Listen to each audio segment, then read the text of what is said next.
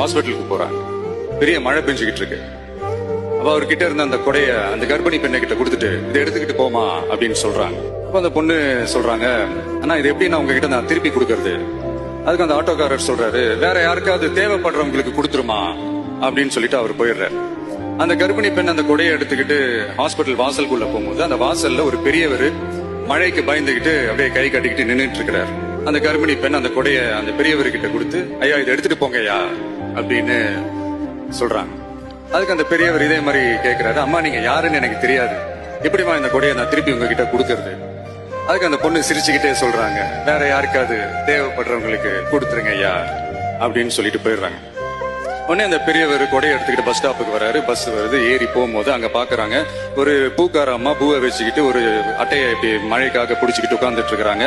பெரியவர் போய் அந்த கொடையை அந்த பூக்கார அம்மா கிட்ட கொடுத்துட்டு அவர் பஸ் ஏறி போயிடுறாரு.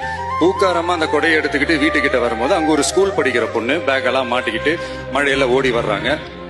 அவங்க போய் அந்த ஸ்கூல் பொண்ணு கிட்ட கொடையை கொடுத்துட்டு, மழையில நனையாதம்மா இதை எடுத்துக்கிட்டு போங்க அப்படின்னு சொல்றாங்க. பொண்ணோட அப்பா பதட்டத்தோட வாசல்ல நின்றுட்டு இருக்கிறாரு, பொண்ணு மழையில நனைஞ்சுக்கிட்டு வரணுமே அப்படின்ட்டு. அந்த அப்பா வேற யாரும் இல்ல, அந்த ஆட்டோக்காரர்.